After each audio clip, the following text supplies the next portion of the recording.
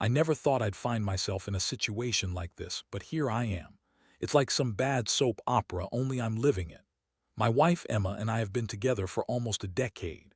We're that couple everyone assumes will last forever: steady jobs, a cozy house, plans for the future. We even have a kid on the way, which we've been excited about.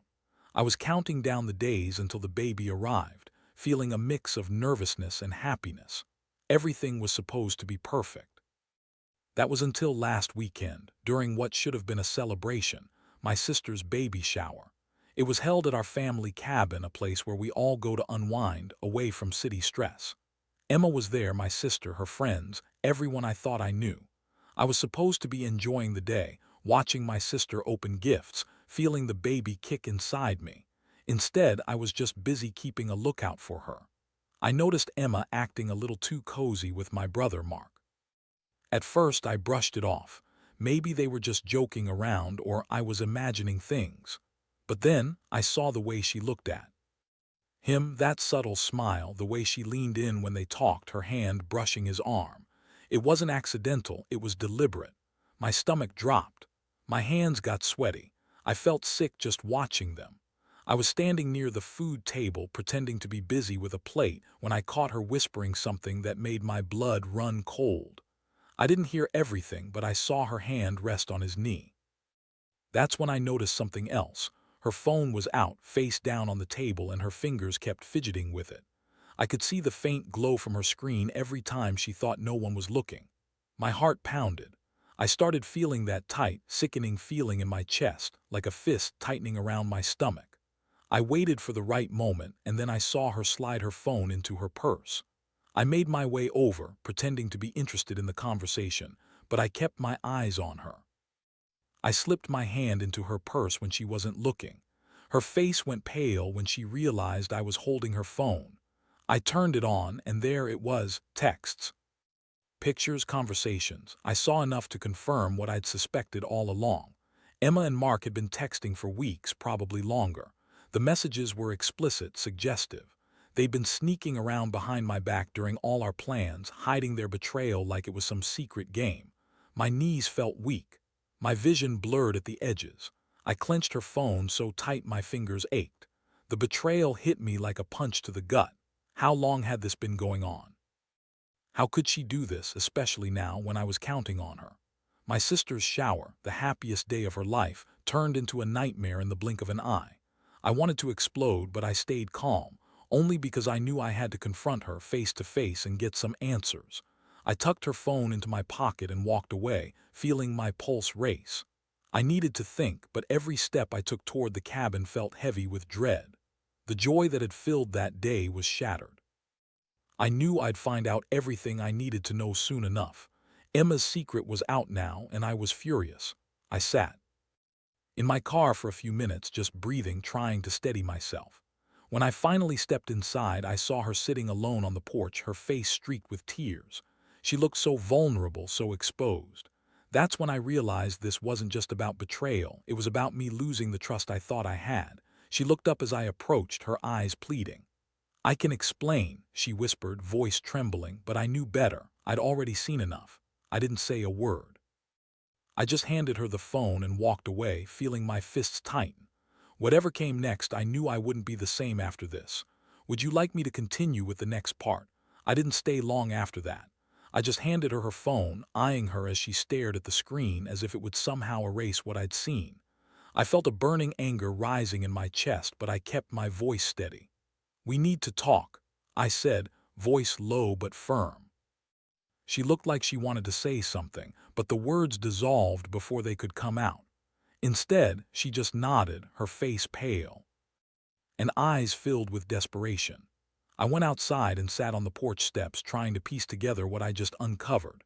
The world felt off-kilter. I kept replaying those texts, the pictures, the way she touched him. It all seemed so cruel now. How could Emma betray me like this? Especially during my sister's shower, when everyone was supposed to be happy, celebrating new life. Instead, I was holding a piece of her betrayal, feeling like I'd been punched in the stomach. I started to think about the last few months, how she'd been distant, distracted. Sometimes she'd excuse herself to get some air, or she'd be unusually quiet when we talked about our future. I chalked it up to stress, to the pregnancy, to everything else happening around us. But I was wrong. She'd been hiding something, and I just caught her red-handed. As I sat there, my mind was racing. I knew I had to confront her properly. No more hiding, no more pretending. I was tired of feeling like a fool. I wanted answers, but I also wanted revenge. Not some petty, childish thing, no, I wanted her to feel everything I was feeling right now. The deceit, the betrayal, the gut-wrenching sense that I'd been played for a fool. When I went back inside, she was still sitting on the porch, her hands clasped tightly in her lap. Her eyes looked glassy, like she was holding herself together with sheer willpower. I took a deep breath, forcing myself to stay calm, even as my fists clenched at my sides. "Emma," I said quietly but with steel in my voice, "we need to talk about your little secret." Her eyes flicked up, filled with shame. I wanted to hurt her, wanted to shake her until she told me everything. But I knew that wouldn't help. Instead, I forced myself to stay composed. She looked down, voice trembling. "I didn't mean for it to go this far," she whispered. "It was just a moment, I swear. Save it." I cut her off. "I saw the texts, the pictures, all of it. How long has this been going on?" My voice cracked slightly, but I fought to keep it steady. I needed her to realize the damage she'd done. She hesitated, then whispered, "A few months, since before you found out you were going to be a father." She looked like she wanted to disappear into the ground. The rage bubbling inside me was almost too much to contain. I felt my jaw tighten, my fists clenched so hard my nails dug into my palms. "And you thought you could get away with it?" I asked, voice sharp. "That I wouldn't find out, that I wouldn't feel like I'd been punched in the stomach?" Her head bowed, tears streaming down her face. "I was stupid. I thought I could handle it, keep it secret. I didn't want to hurt you." Shook my head. "You already did that, big time." I pushed myself up, feeling the weight of what I was about to do. I couldn't keep pretending everything was okay anymore, not after this. "I need some space," I said, voice rough. "I don't know what's next, but I know I can't stay here right now." I turned and walked away from her, each step feeling heavier than the last. I didn't look back. I knew this was the beginning of the end, and I was already planning how to make her pay. Would you like me to continue with the next part? The next day, everything felt surreal. I couldn't sleep, couldn't eat. My mind kept circling around what I'd seen and what it meant. I stayed away from the house, needing space to think clearly. But the more I thought about it, the clearer it became. Emma had crossed a line I couldn't ignore. Not just a betrayal of trust, but a breach of every vow we'd made. I knew I had to do something. Not impulsively, but with intent. Revenge isn't just about getting back at someone. It's about making them feel what they made you feel: exposed, powerless, hurt. I started to plan. First, I needed to gather solid proof, not just suspicions or fleeting doubts.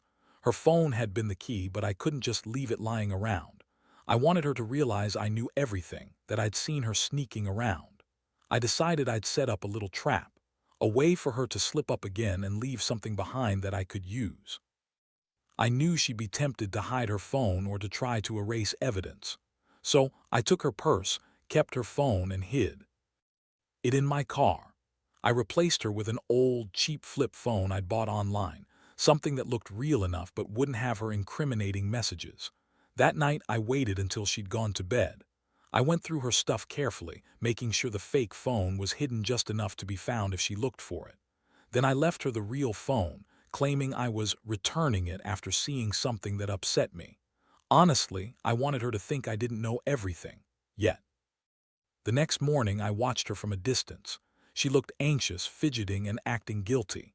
She kept her phone close, clutching it like a lifeline. When she thought I wasn't looking, she slipped her hand into her purse and pulled out the fake phone, then quickly tucked her real one away. I decided it was time for the big move. I didn't want her to have any doubts. I stormed into the house, catching her on her way to the bathroom. "We need to talk," I said, voice cold. She looked startled, like she knew she'd been caught. "What's going on?" she asked, voice trembling. "You're hiding something," I said, pulling out the fake phone. "This, Emma, this is the one I put in your purse yesterday, and I know what you've been doing." I held up the real phone, which she'd been clutching tighter than ever. I saw the messages, the pictures, the lies. She stared at both devices, her face ashen. "I don't know what you're talking about." "Oh, really?" I snapped. "You think I'm stupid. You've been sneaking behind my back during my sister's shower while I was supposed to be celebrating new life. How long were you planning to keep this secret? Did you even think about how I'd feel?" Her voice broke. "It was a mistake. I wasn't thinking clearly. I was lonely, stressed." "Save it," I cut her off. "You think I believe any of that? You've been lying from the start. I don't need your excuses." I took a step closer. "You crossed a line, Emma, and I promise you're going to regret it."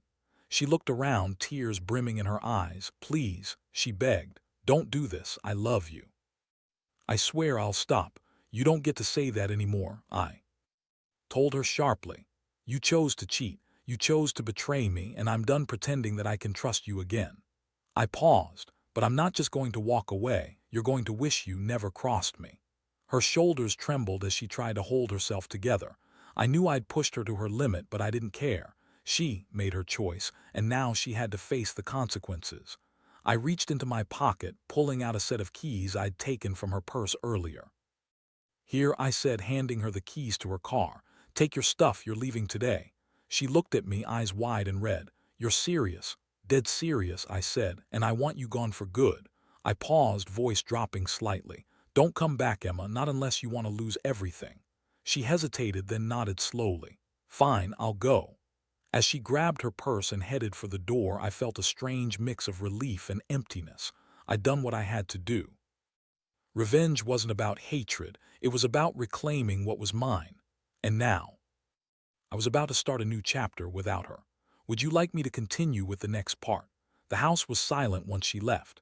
The air felt heavier, thick with the weight of everything I just uncovered and acted upon. I stood there, staring at the doorway, clutching the keys in my hand.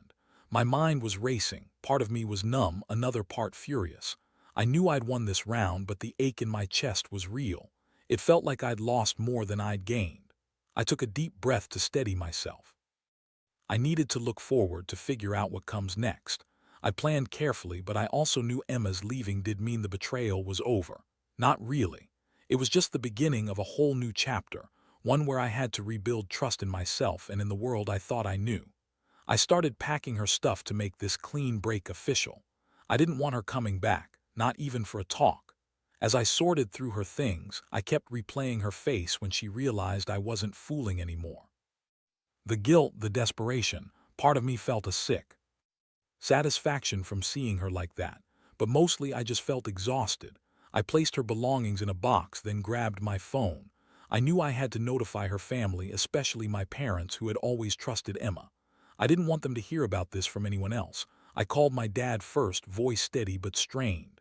"Dad, I need to tell you something serious," I started. He was quick to pick up, his voice concerned. "Son, what's going on?" I took a breath. "Emma's been cheating on me. I found proof yesterday at the family cabin during my sister's baby shower." There was a long pause on the other end, then he exhaled sharply. "Jesus, are you serious?" "I am. I confronted her this morning. She's leaving today. I don't want her back, and I don't want any more secrets. I just wanted you to hear it from me." He was quiet, then finally said, "Well, I'll talk to your mother. You did the right thing. I'm sorry you had to go through this." Hearing that gave me a tiny sense of relief. I'd been worried about their reaction, but at least now I wasn't alone in this. I could face whatever came next. After the call, I sat on the porch staring at the woods beyond. The fresh air was cold but somehow clearing. I felt my jaw tight. I'd done what I needed to do, but the anger still simmered just below the surface. Emma's betrayal had shattered my trust, but I refused to let it destroy me. Not entirely. I knew I needed a plan to move forward, to start rebuilding. I had a lot to think about: justice, safety, my future. But right now I was just trying to breathe, trying to hold on to what little sense of control I still had. This was my life, and I was done letting someone else control it. As I stood up to go inside, I glanced back at the cabin. That place, once full of happy memories, now felt like a prison. I was done with her, but I knew the scars would stay. Still, I promised myself I wouldn't let this break me. Not fully. I'd find a way out of this mess, one step at a time. Would you like me to continue with the next part? The days that followed felt like walking through a fog. I threw myself into organizing everything: papers, her belongings, even the house. The house felt emptier than ever, like it was missing a vital piece. I couldn't help but keep looking around, expecting her to come back, to argue, to plead her case. But she didn't. I spent hours plotting out what needed to happen next. I knew I couldn't just let her walk away freely, not without some consequences. I didn't want to be the guy who just forgave and forgot. That wasn't who I was or who I wanted to be after all this. No, I decided I'd give her a taste of what she'd done, make her see how it felt to be betrayed, to be hurt deeply. I started by doing little things, changing passwords, blocking her access to shared accounts, making sure she couldn't sneak back in if she wanted to. I also hired a private investigator. I wanted to be sure she wasn't planning to run or do something reckless.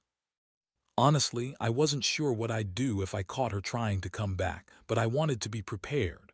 One night, I sat on the porch, again staring at the dark woods. The moon was high, casting silvery light across the yard. My mind was racing, thinking about how I could make her regret what she did. I realized I needed to hit her where it hurt, emotionally, publicly, in a way she wouldn't expect. Then I remembered those photos I saw on her phone, the intimate ones, the messages. I could take those, share them with her family, her friends. Show everyone what she'd been hiding. Not to humiliate exactly, but to make her understand she'd crossed a line that couldn't be uncrossed. I started drafting a message I'd send to her family. I kept it vague at first, just enough to get their attention. I want you all to know what I just found out. I trusted Emma, but she betrayed not only me but everyone who loves her. I hope you'll hear me out before making any judgments. I knew some would be furious, others devastated. Either way, I'd made sure they'd see her for who she really was.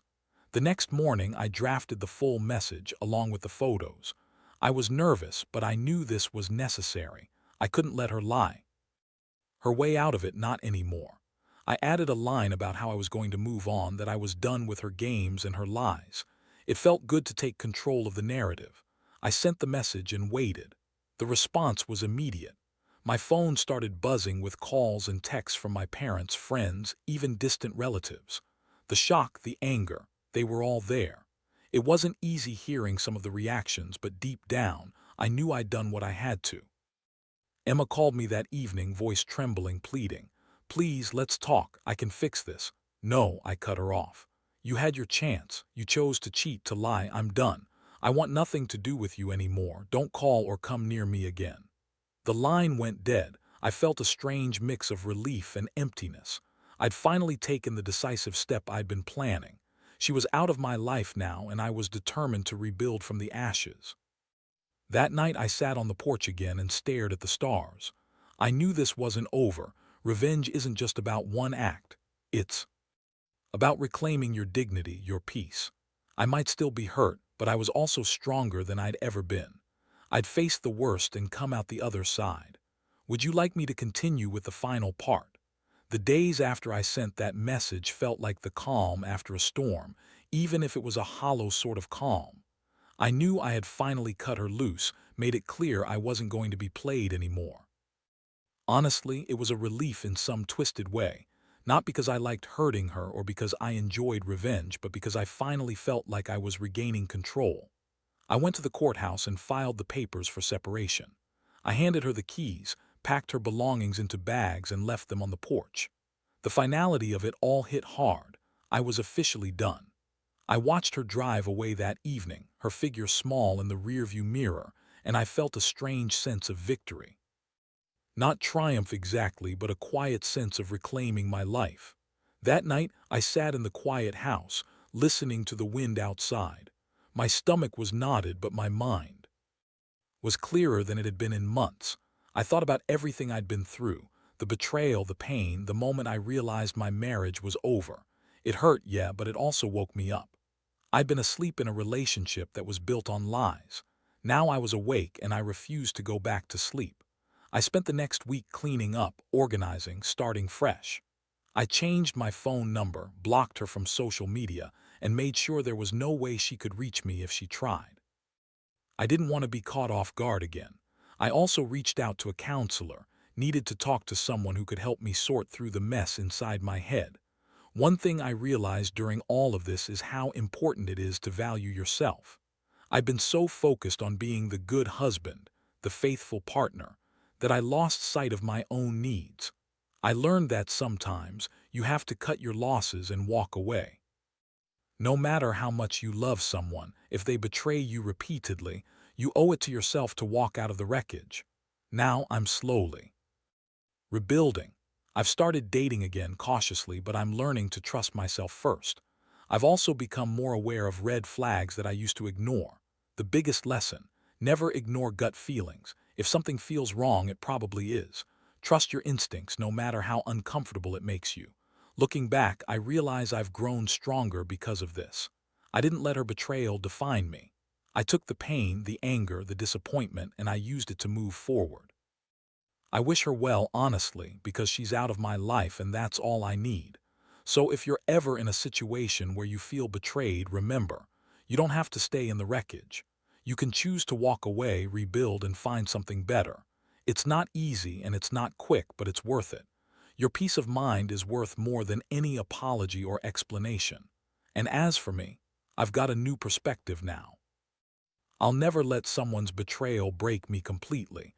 I'll just learn to stand taller next time. Because at the end of the day, the only person you truly have to answer to is yourself. And I choose to be stronger than my pain.